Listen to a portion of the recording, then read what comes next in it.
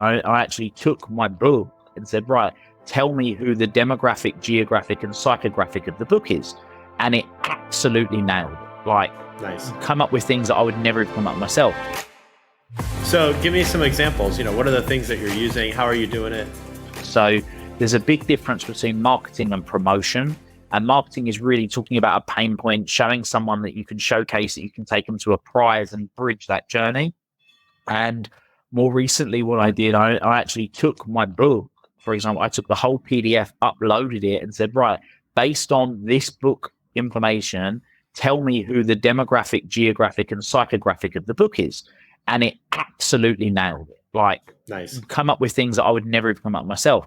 And then I basically went through 3 pages of questions around things that I wanted to know about that ideal client for us, and then I make content around. Like, based on this demographic, psychographic, and geographic, what are the fears? What are the concerns that they're having? What are their goals? What are their outcomes? What are their values? What keeps them up at night? Really going into this to help drive some great content that we can go and create. You had asked ChatGPT some questions about you and about your business and about what you stood for. Do you mind going into that? So something that somebody suggested to me as an exercise to do, which was originally designed to give me some different perspective, was think of some people that I admire.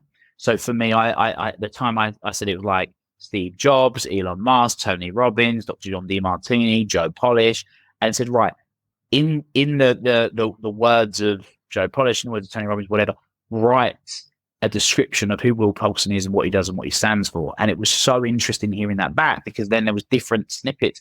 Obviously, it's not those people writing that, we know that, but it's just how they would describe it. And it was it was just really interesting to see that come back, because you are just getting a different perspective. So that was something that we did back then. Well, and it helps kind of get you out of your own head for a second too. Like, I find that it's much more difficult for me to think about some things when I'm just thinking about it in my own head.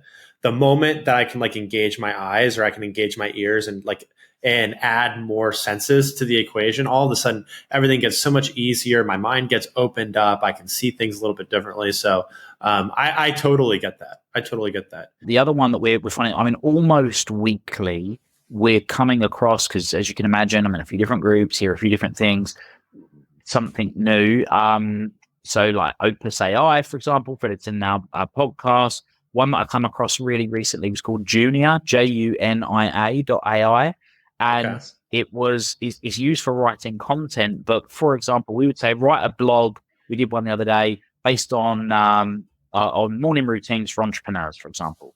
Now, not only does it go and find the content, which ChatGPT could do, it goes and also finds the most current trending articles, puts backlinks and hyperlinks, keywords that are relevant to it, and puts all of the formatting of the blog to be SEO optimized, so like a H1 header, a H2 header, a quote header. Nice. Puts all of that in with a load of FAQs that are likely to rank in the, I forget what it's called, bit when you first Google something where it will come up. I forget the terminology, but that's been a like literally in the last 2 weeks, that's been a really useful tool, because now we can just churn out blogs in ways that before we were using ChatGPT, but it was like, write the blog, now SEO optimize it, now do this, and then we were then having to still pick the headers that we want for it to be most SEO optimized. So yeah, it's just coming across things like that, which has been really interesting. Now with this tool, are you able to upload your book and upload your blog posts, your previous ones, and link your website and those sorts of things, so it still writes in your voice too? All of that. Yeah, exactly. That's great. Yeah, that's really great. What are you thinking about for next? So what are you thinking about for some of the next things that you're looking at, or next things maybe you're not even looking at, you just like to, apply some AI to it? Yeah. So I think one of the things for me is that I've got this mission, right? And my mission is I want to empower people to transform excuses into results and live a life they love by knowing and living their North Star. And one of the most often questions that I get is, well, Will, I just don't know how to create my North Star. And I can do trainings on it, but then even when I do trainings on it, people have specific questions around it. So what we've done just most recently is we created a GPT called North Star Navigator. and it's designed to act like a coach and work through you creating your North Star, which is essentially your life mission. So depending on whether you've got some sort of vague idea or you've got absolutely no idea, it will literally coach you through question by question for you to then put in your responses. It then prompts you and goes back and forth with you until you get this really clear North Star. So that for me is obviously it's a free tool. As long as you've got ChatGPT 4, that becomes an enabler for people. That is something that we can use to really have a bigger impact. So that's something that we're working on at the moment. I also played with an AI version of me as I built as a GPT, which was it needs some work. But yeah, did you like it? Still interesting. Yeah, it was still quite cool to go through and work with it. But yeah, so we're just learning. You know, that FO, playing around with stuff, trying to stay current. We are going to be looking at doing some more, so creating more trainings, and then maybe there'll be trainings that at some stage that we decide that we're going to get automated as AI. I did see something not that long ago, which I really like the idea of, which was basically having a prompt, people land on a landing page. And again, I'm talking at this stage for kind of marketing purposes, but I can also see it being a sort of a coach in a pocket for people, which is like having a way of people being able to have the quick questions they want to ask, questions, stuff. They go, well, what would you think about this? What would you say about this? That they can just pick up their phone and ask AI and get the answer. And then as time goes on, I'm sure that'll be developing to being video versions of me that are, that's me speaking as time goes on. But I come across lots of authors and coaches that, and I'll use authors as the example. They upload their book to ChatGPT. They make a custom GPT out of it. And then they release the custom GPT to the public. But all it is just ChatGPT on the book. There's no value add. It's not helping you achieve anything that was previous, that like you talk about in the book. It's not helping you work out your own thoughts. Like what I think is so great about your North Star GPT, which I think is going to be awesome. By the way, if you send me the link, we'll drop it down in the description below. So if you want to get more in touch with your North Star, it's down in the description below. But they just upload their book and they say, hey, instead of reading my book, just talk to the ChatGPT. And you're going to get everything that you need. I'm kind of confused. Is that a thing that, you know, people in the space are really thinking about a lot, or have I just come across a couple of people that are exponentially excited about this tech? You know, what do you think about it? It's a great question. I think it depends on what industry you're in, right? So I'm a big believer that, like, if you go back 20 years ago, everyone was selling information, right? In the coaching space, people were selling the information because it was a way that you could get access to it. Today, we have so much information. We don't need we've got information overload. What people want is the support in actually executing what's happening. They want the accountability. They want the support in actually doing it. ChatGPT isn't necessarily going to help with that. It isn't going to create deadlines. It isn't going to coach in that respect. But I think it is a very useful resource to be able to ask questions. It's a bit like when, like for me, I love listening to a book and I prefer listening to them reading them because I can do it at a faster speed. There will be sometimes one or two tiny nuances, like one sentence I might take out of a 200, 300 page book that makes that book meaningful for me. You know, there's just one that I happen to know. The book of 1 Minute Manager by Ken Blanchard. It's not a big book, actually. It's a very, very, very small book. But there is one part of it. I mean, the book is tiny, super thin. And there was one line in that book that I remember highlighting that stuck with me 10 plus years since I read that, which was sometimes you need to take one step back, take 2 steps forward. Well, I could have asked it to summarize the book. I could have asked it to done a Blinkist version or a Headway version where they do like a whole book summary in 10 minutes or whatever it is that they do. But I can almost guarantee none of them would have picked up that one tiny little bit that made that book meaningful enough for me to remember it 10 years later.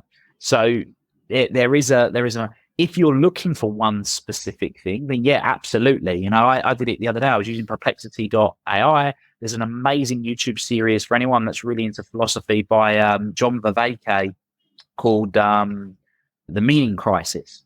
And I watched 50 videos that are an hour long, and there was one particular part that I remember him talking about, which was the difference between causation and correlation. And I remember he used a really great analogy, and I was like, oh my God, I can't remember which one of these 50 videos it was in. Like, I don't want to have to watch 50 hours of videos to find this one thing. I remember it was a metaphor that he used, or an example that he used that literally made me laugh out loud when I was on my spin bike watching it 2 years ago. And he was talking about the difference between correlation and causation. He was saying there's a correlation between the temperature rising of the planets and the amount of pirates on the seas going down.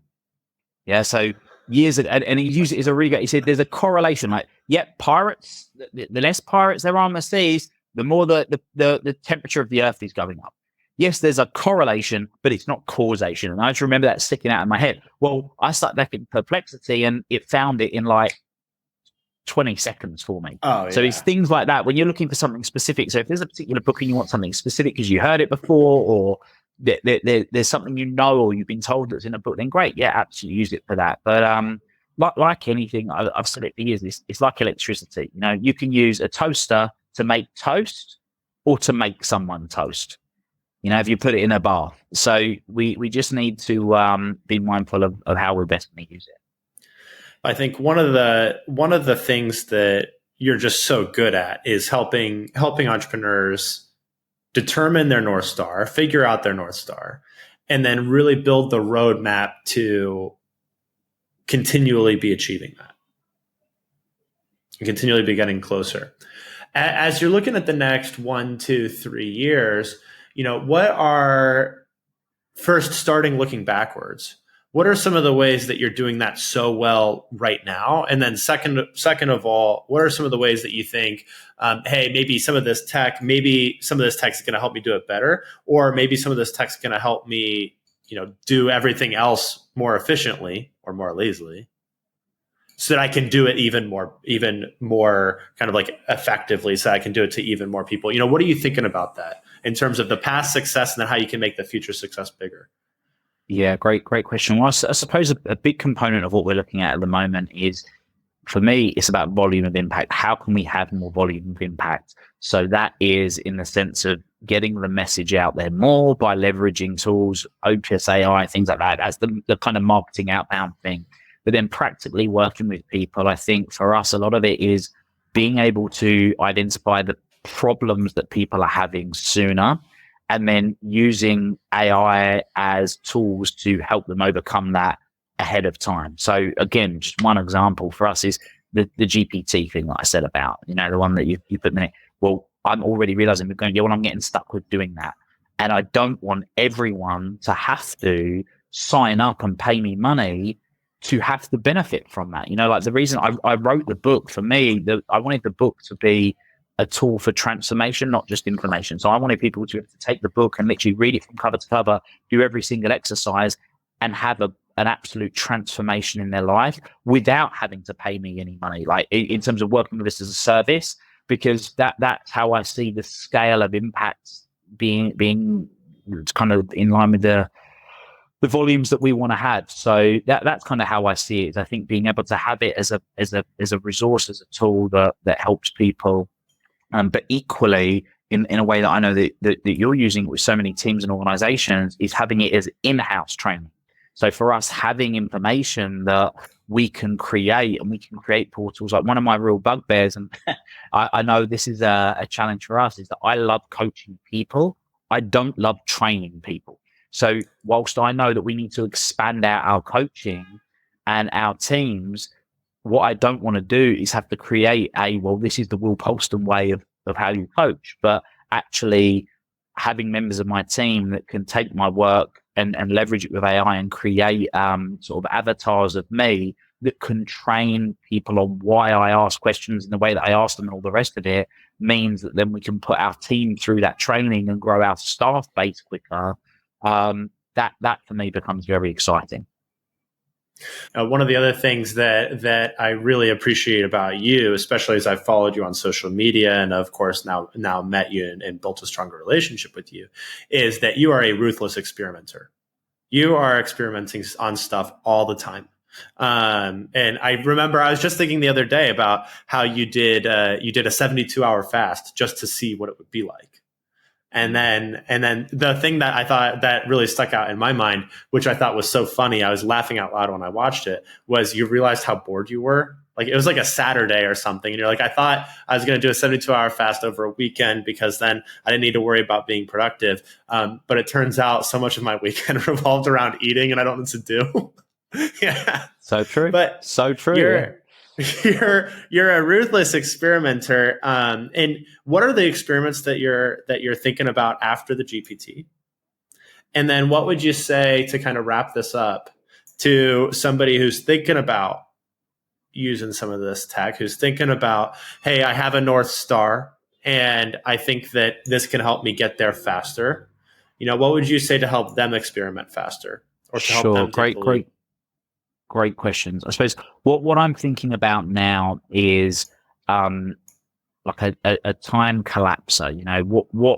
What would we have to do to make our 10-year vision happen in 3 years? Like, what are those key things, and what can we be doing to make that happen sooner? So it was a question I was just asking myself only the other week, and by doing that, we can then go, right, well, how are we going to do it? Well, that's what has to happen. Now we can work on how that's going to happen. So that's one of the things is really sort of bringing things up to speed.